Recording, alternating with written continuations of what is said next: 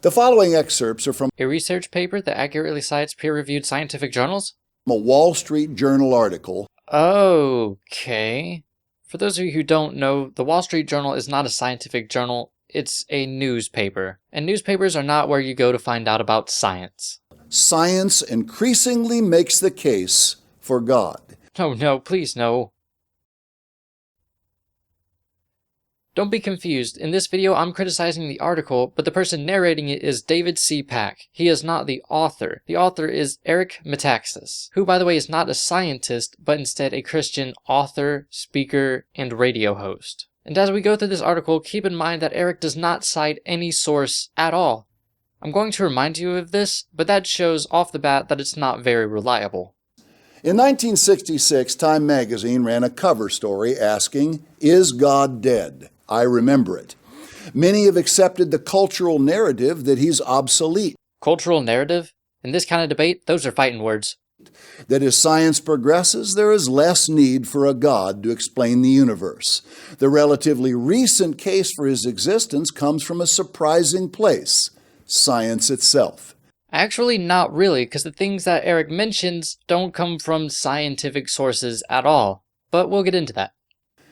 The same year Time featured the now famous headline, the astronomer Carl Sagan announced that there were two important criteria for a planet to support life: the right kind of star and the right distance from that star. Citation, please. Oh, there is none. I looked it up, and this seems to be not true at all. The only works by Carl Sagan in that year is a book on astronomy in general, a Russian article about the possibility of alien visitation, and a brief interview at the end of a CBS documentary entitled UFO, Friend, Foe, or Fantasy. And as far as I can tell, the closest he comes to saying anything like this is in the documentary where he says, and I quote, "It's possible, but by no means certain, that life on many of these planets evolves into beings which are as advanced as we, or more advanced." Given the roughly octillion, one followed by 27 zeros, planets in the universe, there should have been about septillion, one followed by 24 zeros, planets capable of supporting life. Citation, please? How did you come up with that number? How is that sort of thing even calculatable at all? I mean, it very well may be. I just have no way of knowing.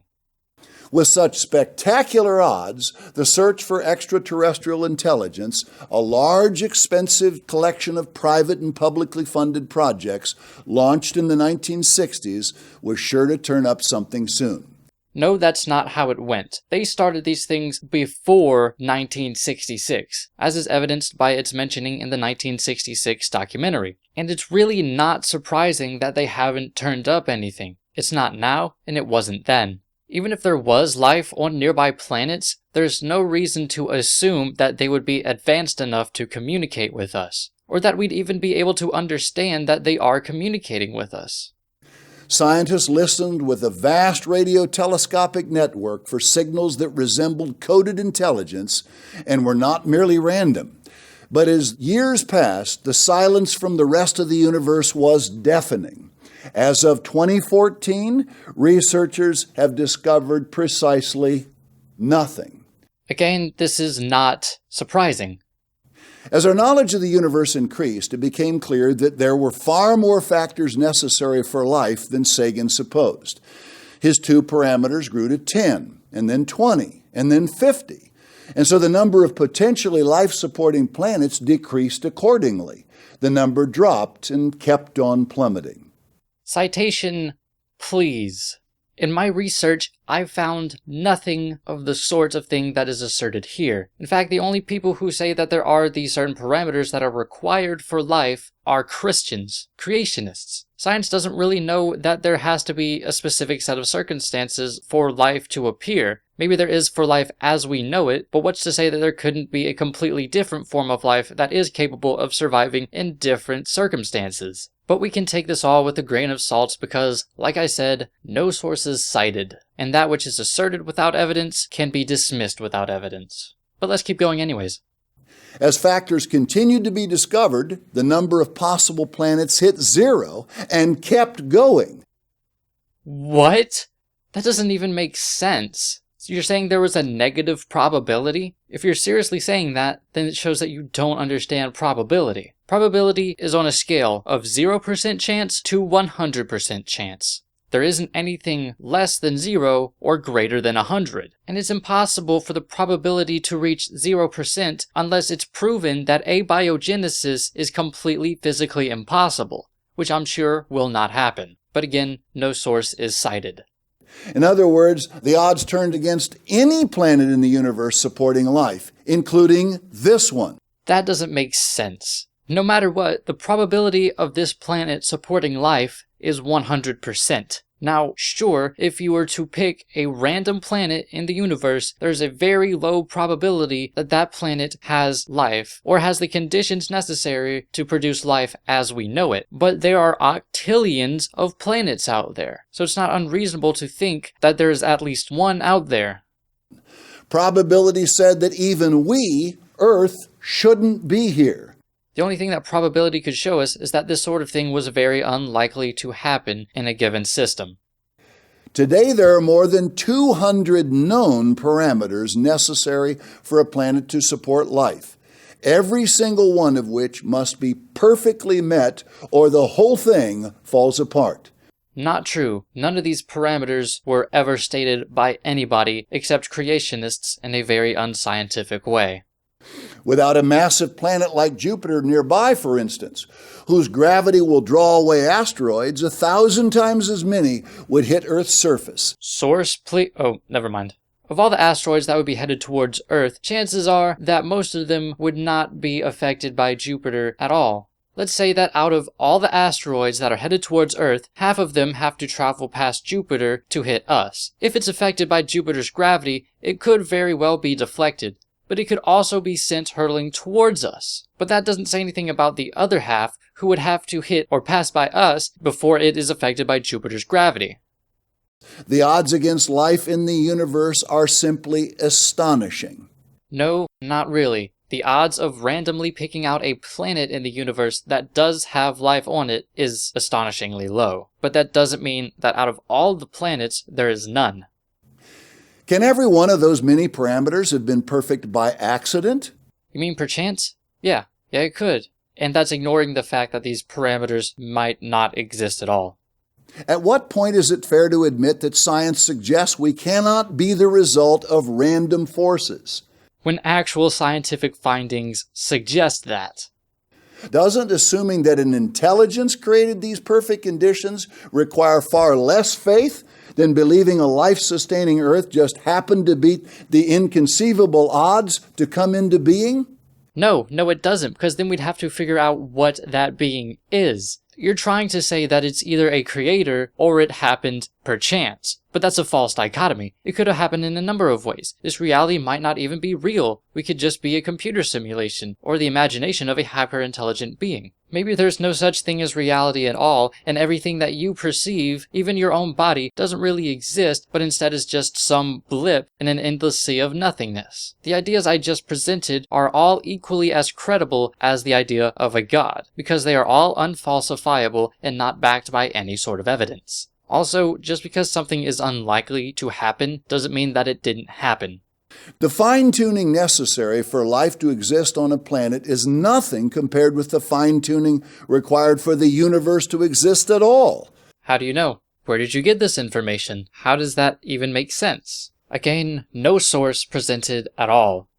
For example, astrophysicists now know that the values of the 4 fundamental forces, gravity, the electromagnetic force, and the strong and weak nuclear forces, were determined less than 1/1,000,000th of a second after the Big Bang.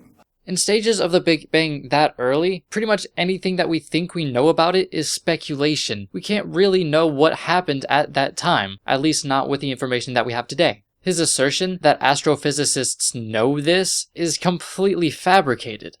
Alter any one value, and the universe could not exist. You don't know that. All you can say is that if things were different, then things would have happened differently. We don't know how differently, we don't know what would have happened, but it wouldn't be the same as what we know today.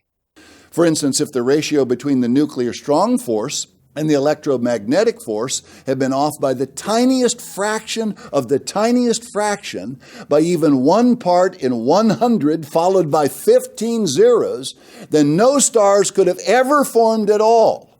I would ask how you know this, but it would be pointless to ask such a question. Multiply that single parameter by all the other necessary conditions. What? What are you talking about? You can't assign a number to such a speculative idea and then try to make calculations out of it.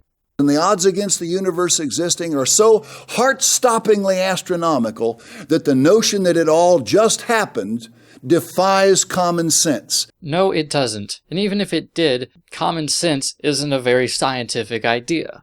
Quite some time ago, it was common sense that slavery was a good thing. Now, most people disagree. And even if it was very unlikely for things to exist as it does today, how do we know that we're the only universe? What if there are infinite universes and ours just happened to be the one that is the way it is? Fred Hoyle, the astronomer who coined the term Big Bang, but who was strongly against the Big Bang. In fact, him saying Big Bang was supposed to be pejorative towards the idea. Fred Hoyle, while he was an astronomer, he wasn't very bright, or at least it doesn't seem so. He rejected lots and lots of ideas that were supported by the scientific community, and from what I've read about him, he doesn't seem to have the basic understanding of scientific ideas and processes. Said his atheism was greatly shaken at these developments. Now this is interesting. I've looked at everything I could, and I could not find where Fred says this. In all the places I could find where it says that Hoyle said this, none of them cite their source, except for one, which cited another place that just says that he said this. So to me, it wouldn't be unreasonable to think that this could have been fabricated. And in that source that was cited, it just says that he said he was greatly shaken. It doesn't really say anything about his atheism, even though the article goes on to explain that he meant atheism, but they could have wrote anything there. But despite this, Hoyle never expressed belief in a god or in any religion. He later wrote that a common sense interpretation of the facts suggests a super intellect has monkeyed with the physics, as well as with chemistry and biology. But where is this quote from? Like I said, he didn't cite any sources, so I tracked it down myself. It comes from an article that Fred wrote in a magazine, which is not where you go for science. I read most of this article, and it really shows that Fred doesn't have the basic understandings of scientific ideas. I'm going to link it in the description so that you can read it for yourself, but basically here's how it goes. Fred and whoever he works with, he didn't say who he works with, he just started using the word we out of the blue, they decided we're going to figure out what the deal is with cosmic dust, even though we don't know it's called cosmic dust. They went about it and couldn't figure it out, so they tried to make sense of it. But the way they tried to make sense of it didn't make sense. So Hoyle said, none of this makes sense, God must have done it. But he doesn't even say God. He doesn't express belief in a god or of religion, he just becomes a proponent of intelligent design in general. And nothing in this paper is really scientific, even though it may seem so. The numbers one calculates from the facts seem to me so overwhelming as to put this conclusion almost beyond question. Which doesn't make sense. Nowhere else in his article does Hoyle actually mention what these numbers to be calculated are, or how they're calculated, or if they ever were calculated. Like I said, the article that Hoyle wrote isn't scientific. And it doesn't cite any source at all. So basically what's going on is that Hoyle, though he was an astronomer, didn't have a basic understanding of science. He wrote an article and didn't cite any source at all. And then Eric came along. He doesn't have a basic understanding of science or scientific processes. He's quoting Hoyle, but Eric isn't citing any sources at all. And now David C. Pack, who doesn't understand science or scientific processes, is now quoting Eric. And none of this is evidence or indication that God exists. I'll put some links into the description for people who are as boring as I am and want to do the research for themselves. But if you get anything from this video, just know that extraordinary claims call for extraordinary evidence from credible sources. Goodbye. And what I suspect is happening is this. We live in very unsettled times. It used to be possible to believe in a personal, benevolent, powerful, all-knowing God who cared about individuals who you could pray to. But now there's very few people who really believe that, I think. Science, for good or for ill, has destroyed a lot of the traditional theologies. And yet people have the same needs to believe that they always did, perhaps more so because of the times we live in.